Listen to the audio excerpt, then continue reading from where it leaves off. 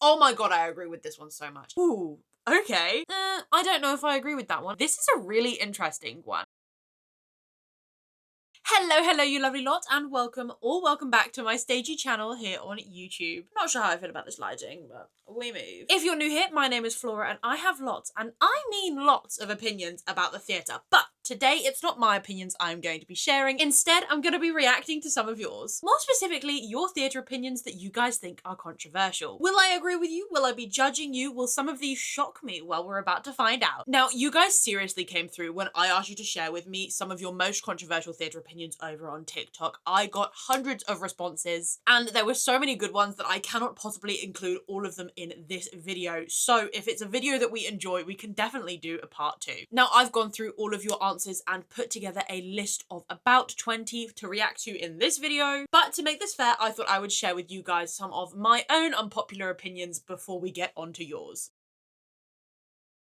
My first unpopular opinion is the fact that I hate the way the West End has become dominated by jukebox musicals and movie to stage adaptations. Nothing feels new or fresh because everything seems to be based on something else at the minute. More specifically, based on something that is already really well known within pop culture. As such, I personally feel like a lot of what's on the West End at the minute feels boring and repetitive, even if I do totally understand why investors are backing shows like this more than new shows, because they know that they are going to pay off long term, because people feel able to spend money on a product that they already kind of know. My second unpopular opinion for today is that I really don't understand the Jamie Lloyd hype. I feel like he's a little bit style over substance. I've had the privilege of seeing several of his shows, and whilst I have enjoyed them, I think what I love most about theatre in general is the spectacle of it, and the fact that Jamie Lloyd's sets and costumes are so stripped back and so simple can make the whole production feel a little bit bleh. Visually, I find his shows really dull, even if the performances given by the cast are phenomenal. And my final unpopular opinion I'm going to share with you guys before I get onto reacting to some of yours is that I do genuinely believe that some performers are cast for their fame. Now hold up a minute, that's not me saying that they only got the role because of their fame or because of their social media following. And that's also not me saying that they aren't talented or perfectly capable of doing the role. I'm merely saying that I think some people are cast by casting directors for what they can bring to the show outside of their talent, and therefore other people are being overlooked because the popularity of this name is partially being used to drive ticket sales as opposed to it being the best choice for a role. Now, I could literally talk about this for hours, and I'm not going to because that's not why we're here, as it is a very grey area kind of topic to talk about. But I did think it was only fair that I got a little controversial to start with before I started judging you guys. Okay, that's enough yapping from me, given that I literally share my unpopular theatre opinions all of the time. So much so that you're all probably sick of me doing it. So let's get on to me reacting to some of your opinions. I have a list of these opinions on my phone, and we are going to go through them one by one. Starting off strong with Les Mis is boring and needs to close. Ooh, okay, interesting. Now, I've noted down here that this was one that was actually pretty common, people commenting this, and I don't really know how to feel with it. Like, I personally have no beef with Les Mis. Is it a show that when someone's going, let's go see a show in London, or what would you recommend I go and see in London, that instantly pops to the top of my mind? Absolutely not. I've seen it. I was also fortunate enough to be in a production of it whilst I was at high school. Like, it's a show that I have very fond memories of. It's just not a show that I'm like, oh my god, yes, this is the epitome of why you need to go to the West End. I mean, it is the longest running West End musical, so you could probably argue that it's the longest running West End musical for a reason, but I also see the other side of it is like it's hogging a venue that could be used for something else. So I don't think this is maybe as controversial as people think it is, given how common it was that people commented this on my video, but I also don't know if I fully agree with it. If it's been running for this long without any issues, I don't really see why it should be closing, even if some of us wish that there were more West End venues for new and up-and-coming shows to go into. Our second unpopular opinion is, I hate how belty modern musicals are. Ooh, okay, this is a really interesting one. I feel like my entire For You page at the moment has been talking about how belting has become such a requirement of modern musical theatre, and obviously as someone who's not a singer myself, I don't often think about the types of singing required in musical theatre, but I do agree that I feel like so many shows and what people regard as amazing performances in these shows are so based on a person's ability to belt. Now, does it sound amazing used sparingly? Yes, and I love the way you feel someone's voice fill a venue, but I do also agree agree that we really don't see much of that kind of like soft singing and things like that anymore. I feel like we definitely are leaning more towards heavy belting in shows, particularly for certain characters and certain vocal types. That yeah, I do wish we had a little bit more variation, shall we say, in the types of singing we hear, because I feel like it can make a production feel more varied and a bit less one note. I think this is definitely like a personal taste thing as well. I know some people love belting. I know some people really don't. And I guess it's like, what do you like when it comes to musical theatre? I don't hate it. I don't want my whole production to be belting. I don't want there to be pressure on people to think that that is the only way they're ever going to secure a role in a show. But I also think that it is very impressive when someone can do it and do it healthily for an 8-show week, because it is an impressive skill to have. And like I say, when you feel and hear someone's voice fill a massive West End venue, it does genuinely give me goosebumps. So I really like belting, but I do agree that maybe a little bit more light and shade when it comes to how much belting and other types of singing we hear in a show could be good. Unpopular opinion number 3. Okay, this one kind of agrees with something I said earlier, but jukebox musicals are killing creativity in theatre. I don't know if I agree with this one. I know I said I was bored of jukebox musicals, but I don't think they're killing creativity, guys, because there is so much that goes into the theatre that's not just like sitting down and writing the song. Maybe it's killing creativity in terms of the types of stories that are being told, or the types of singing and the types of song we're hearing. But the reality is creativity comes in so many places in creating a production. There will be creativity involved in trying to work pre-established songs into a story. Whether you think those are good decisions or not is entirely up to you, but there is an element of creativity in that. And there's also creativity in the fact that some jukebox musicals, not all, but some will change, say, the tempo or the key of a song to make it better fit a character or a moment. And I do know some tweak the lyrics as well to better fit the show, but again, that's all creativity. And also, I think some of the biggest moments of creativity when it comes to musical theatre has nothing to do with the story or the music or the actors, but it all comes into elements like lighting design, set design, costume design, right? Take & Juliet, right? It is based on Romeo and Juliet, so it's not even really an original story, and it features Max Martin's songs, so they're all songs that people are very familiar with. But whether you think any of that is creative or not, I don't think you can deny that the West End set certainly and the Paloma Young costumes aren't creative. I feel like so much thought and passion and energy went into creating these beautiful costumes, for example, that you can't deny that there wasn't creative thought in that. You can't say, that wasn't very creative. So I understand the premise of this controversial opinion, but I really don't agree with it, because creativity comes in so many more forms than just sitting down and writing a musical. I don't have much else to say on that. I think a better way to phrase my counter-argument to this point is that jukebox musicals aren't killing creativity broadly when it comes to every element that goes into putting on a production, but they are perhaps killing creativity in the writing room, shall we say. But speaking of creativity, our controversial opinion number 4 is that projected sets are lazy and take away from the quality of a production. Okay, yes. If you have seen any review I have ever written, you will know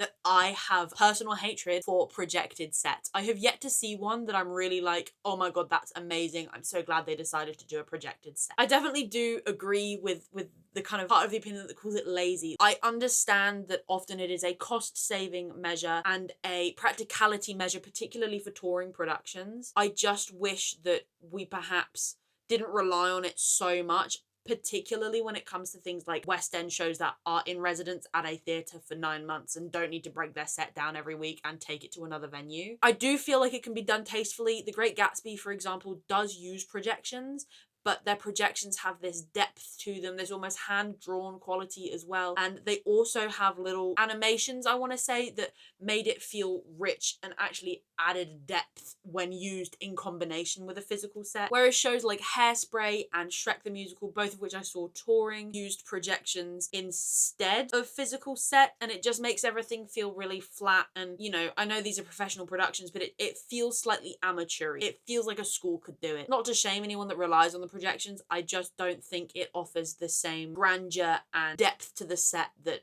I come to expect from musicals. Also, going back to Shrek, I'm sorry, but their projector was out of focus, right? I took my friend James to go and see it, and he's looking at me going, Flora, that can't be right. It was blurry for the whole show. Like, you'd think someone could fix the projector. I get why they're used, and I get why they are often more practical than lugging big physical set around, but when it can be avoided, I think using projections in sets should be, because I agree it makes the show feel bland and it does come across as lazy even if it isn't actually. We're moving away from controversial opinions about production design now and onto controversial theatre opinions about being a theatre fan, and this one is you don't have to watch super niche musicals in order to qualify as a real theatre fan. Hell yeah, I agree with this one, right? I'm of the opinion that if you like theatre, you're a theatre fan. Full stop. There's no more qualifications you need, right? There isn't a list of requirements or shows you need to see to qualify.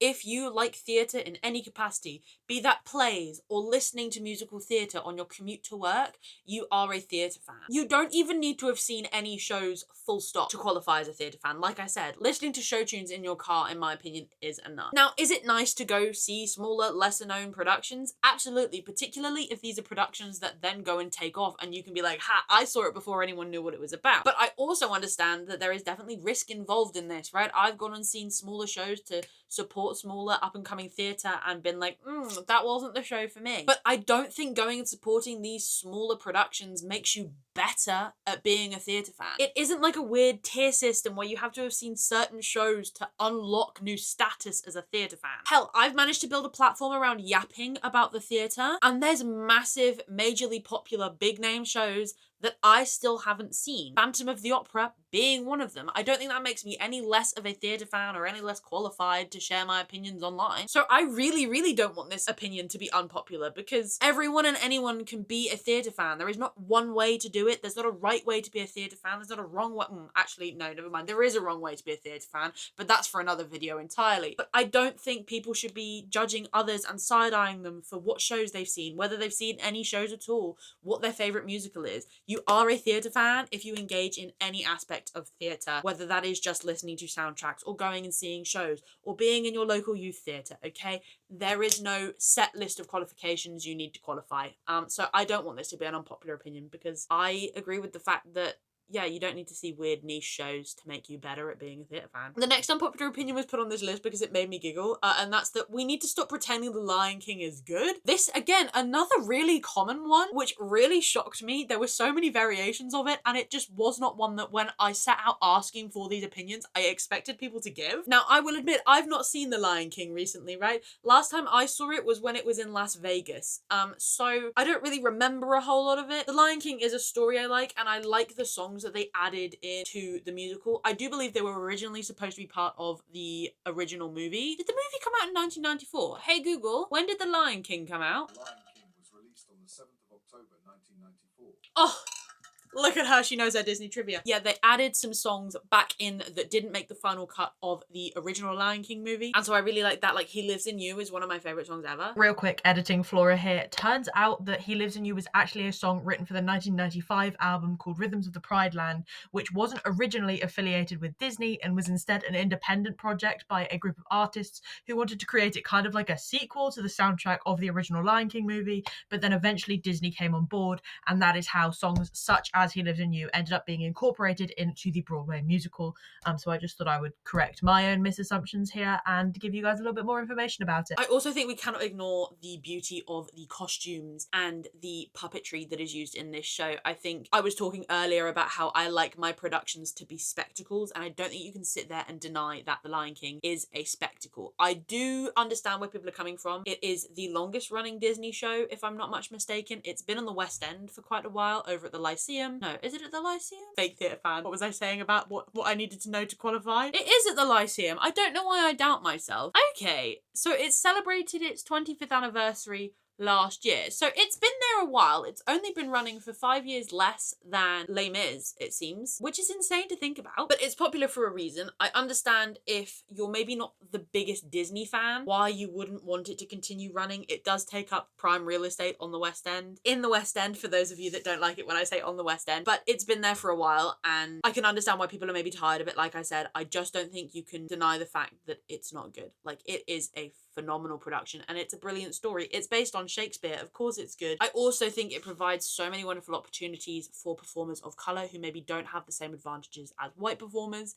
And so shows that are a mainstay like that do provide those opportunities, kind of like Hamilton has become, you can't deny that they're offering something good and audiences seem to love it. It's a gateway musical for a lot of young kids. It's interesting, it's engaging. So no, I don't agree with the fact that it's bad and needs to close. I'm sorry, I can't get behind that opinion. I don't think anyone's pretending it's good, because it ultimately is a good show, even if it's maybe not your taste. Now, I'm not sure how controversial this next one's gonna be.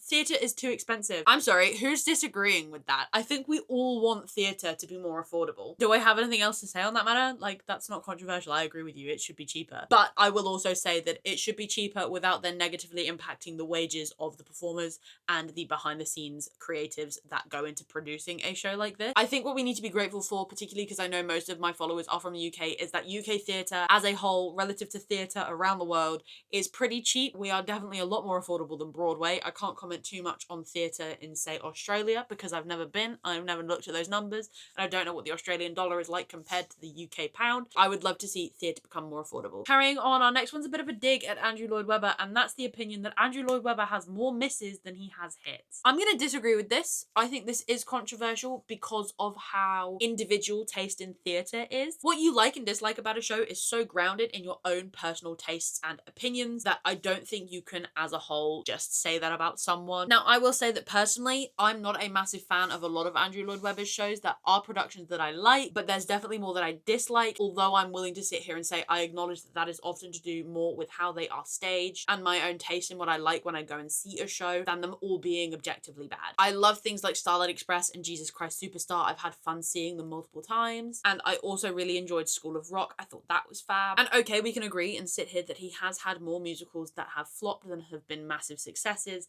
but he does also have more than 20 shows to his name, so of course it makes sense that not all of them are going to be brilliant. Some people write one average show and call it a day, but this guy kept churning them out, and I think that makes sense as to why some of them are considered hits and some of them are considered misses. At the end of the day, this is an opinion that whilst some will vehemently disagree with you, and that's what makes it controversial, I think it is so rooted in personal taste that I can't agree with it, but I'm also not going to judge you for having it, if that makes sense. Whether you like or dislike a certain show or the stylistic direction of a certain director or a performer, it is all a taste thing at the end of the day. Our next unpopular opinion here is tenors get too much love. Ooh, I feel like someone had a crush on a tenor at high school and got their heart broke. We've all been there, girl, okay? Never fall for the tenor. It's only gonna end in tears and heartbreak. Tenors are literally living the dream right now when it comes to the roles that they have available to them. And I'm gonna sit here and perhaps boldly claim that Jeremy Jordan is to blame for all of this. Leading male roles in musicals that have been popular since the 2010s, such as Jack Kelly, JD, and now Jay Gatsby in the Gatsby musical. All roles Jeremy Jordan has played, by the way, are tenor roles. I feel like in the golden age of musicals, you saw a lot more presence of things like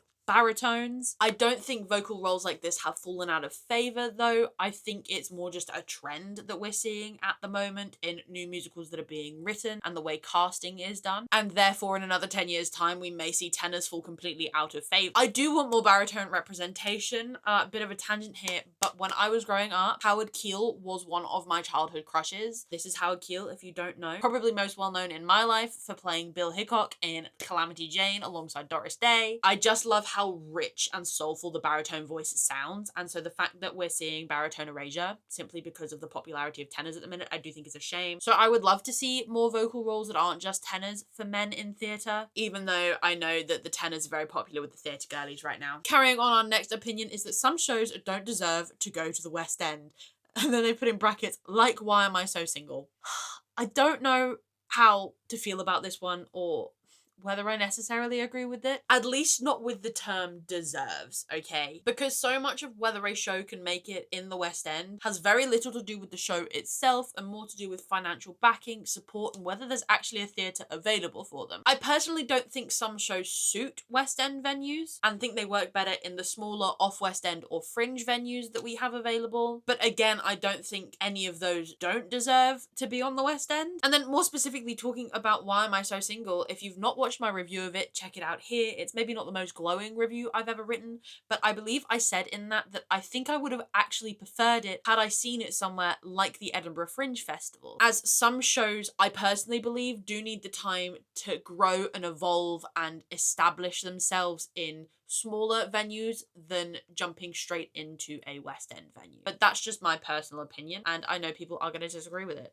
Okay, so this next opinion, I'm just now looking at. It bugs me that the Starlight Express costumes look like they're based on the Six costume. Honey, I don't know how to tell you this, but they're designed by the same person. Gabriella Slade designed the costumes for Starlight Express, which if you didn't know is the same woman who designed the costumes for Six the Musical, which is why they look so similar. Now, okay, fair enough if you don't like the fact that they look similar, because maybe you don't think this new aesthetic suits Starlight Express. I know a lot of people felt that way when we first saw the costume designs because they don't look like the rusty, metallic, industrial costumes from past productions. But the reality is Gabriella Slade was hired for Starlight Express to design costumes, most likely because people liked their work with Six the Musical. Now, I would kind of call this the Warhorse effect. So if you didn't know, Mervyn Miller was the guy that designed the amazing puppets in Warhorse, and once Warhorse became a massive, fantastic, phenomenal success, everyone that contacted Mervyn for puppets following Warhorse wanted puppets in the style and in the same vein as the Warhorse puppets, despite the fact that Mervyn can do so many other fantastic puppetry styles and design puppets that would feel fresh and unique for whoever was coming to him for puppets. They wouldn't just feel like rehashed versions of the Warhorse puppet. And I think the same thing has happened here. Gabriella Slade is probably very capable of designing other kinds of costumes than these very structured, rigid, holographic costumes. But because the Six the Musical costumes are so iconic and so well attributed to her, that when someone is looking for a costume designer for their show and has a vision in mind, like the Six the Musical costumes, they're going to go to Gabriella Slade and go, hey, can you make costumes like this, but make them for our production? And so I think, yeah, the Warhorse effect is very much in effect here because whoever hired Gabriella Slade for Starlight Express liked what she'd done for Six the Musical and therefore would approve designs similar to what Six the Musical's costumes looked like, just tweaked and changed for their production. So no, I don't agree with this because I do still feel like whilst yes, you can see the similarities in them, they are still unique and different and very much fit the purpose of the characters in Starlight Express. I don't like Shrek the Musical is the next unpopular opinion. Honestly, fair enough, dude. We all have our own likes and tastes. I didn't love it. I like some of the music in it, but I wasn't wowed when I went to see it, and not just because the projector was out of focus. I don't think the musical added anything to the movie, if that makes sense. I don't feel like the music added anything in particular. The movie was just so iconic, I don't think anything was gained by turning it into a musical, and I think the musical just lost a lot of the movie's spark that made it so good to begin with. So I know I personally agree with this, but I know diehard Shrek fans are going to find this very controversial of an opinion to share. Our next unpopular opinion is that cast recordings that edit out the spoken lines are better than ones that keep them in. Oh my god, I agree with this one so much. I cannot stand when I'm listening to my musical theatre songs and I have to sit through like 5 minutes of dialogue to get to a good bit of singing, okay? I feel like it really annoys me because when I'm listening to my musical theatre songs, I just want to listen to the songs. I don't want to listen to the dialogue that happens between it. Edit it out. Make it flow more smoothly, okay? I know people really love the talking. I personally really don't. So yeah, I agree with this one massively. Keep the talking out of I just want to be able to sing along, okay? I don't want to have to stop and sit in awkward silence whilst, you know, the three characters hash it out or whatever. If it's a little tiny bit, absolutely fine. But like too much talking at the beginning, middle and end, count me out. I don't want it in my cast recording. Moving on, the next controversial opinion is that Six should not be charging the same as other West End shows because it's so much shorter. Oh, I'm torn on this one. Six the Musical, if you didn't know, is about an hour long, whereas other musicals you're looking at 2 hours plus, including the interval. And it's really difficult because it comes down to what are you paying for when you pay for your ticket. I could pay 80 quid right now and go and watch Six the Musical from the best seats in the house and enjoy myself for an hour. But I could pay the same 80 quid at the theatre next door. In this case, this would be the Adelphi where Back to the Future is, and get a full-on technical spectacle, which runs twice as long as Six the Musical does and arguably is more of a product, if that makes sense. But you're also not paying, when you're paying for your West End tickets, you're not paying for the length of the show. Like, it's not an hourly rate. And so whilst I personally am disgruntled at the idea of having to pay the same amount for a 60-minute show that I would for like a 2.5-hour show, I also understand that so much goes into ticket pricing that I can't just sit here and go, they're overcharging, because we don't know how much the vaudeville costs. We don't know how much it costs to run the show. We don't know how much it costs to pay everyone in the cast and crew kind of thing. So I would say I agree, but also I'm aware that when you pay for a theatre ticket, you're not paying an hourly rate for something. Okay, we're down to our last 4 controversial opinions here, and the next one is Broadway is better than the West End. Never been, okay, thanks to Hurricane Sandy, never been to Broadway, so I can't comment, but I do think it is a very controversial thing to say. Of course, I am British. I go to the West End regularly. Of course, I'm going to sit here and say, well, the West End is better, even though I've never been, so I actually can't directly compare them. But what I will say is I don't know how Broadway charges so much for productions, particularly when you see the same show on the West End and they're charging like £90 to £100 max for the best seats in the house. I also think now there is so much exchange back and forth between the West End and Broadway that they are pretty similar in terms of what they offer. Now, am I still waiting on shows like The Outsiders to come to the UK? Absolutely, but hopefully it will soon. Fingers crossed, manifest it for me. But I think, yeah, there's so much exchange back and forth nowadays that the reality is you're pretty much getting the same products on both sides of the Atlantic Ocean. You just might be getting them at different times or with different accents. So I don't think one is better than the other. I think they are pretty much equal. Maybe that'll change when I go to Broadway and check out my first Broadway show. Who knows? So I'll update you on that. We'll come back in like 5 years' time once I finally afforded to be able to go to Broadway. Ooh, another comparison opinion here. Plays are better than musicals. I would say each has its own time and place. I have some plays that I will always pick to go to over going and seeing a musical. The Play That Goes Wrong being an example here, which I'm going to see next week. Can't wait. Woohoo. I think it also depends so much on the plays and musicals we're comparing, right? I typically like a play because they're shorter, which means I'm not out as long. Meaning if I really want to go and see a show, but I know I've got to get up early the next morning, I might be more likely to lean towards a play. But other times, if I want something that's super flashy and engaging, I'll lean towards going and seeing a musical. I think they're both very different mediums, both of which tell stories incredibly well. It just ultimately depends what mood I'm in and what kind of show you want to go and see. But neither is better than the other. I think they're just different, and therefore it's like totally a preference. Oh, I feel like these last 3 have definitely all been very comparison driven, because the next one is old musicals are far better than the new musicals they keep announcing.